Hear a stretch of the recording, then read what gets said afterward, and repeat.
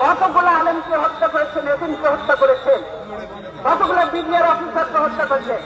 সেদিন কোথায় ছিল হাসিনা? সেদিন হাসিনা কোথায় ছিল? এতগুলো অফিসারকে মারলো, 57 জন অফিসারকে হত্যা করলো। সেদিন হাসিনার এই ফোর্স কোথায় ছিল? গোলামি করবে, দালালি করে বৃথা যাবে? এগুলি কোনোদিনে বৃথা যাবে না।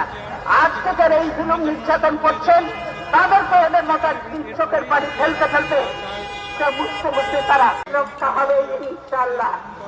আর আপনারা ঘরে ঘরে ঢুকে এখন মানুষ হত্যা করছেন, মনে করেন যে এগুলোর হিসাব নেই।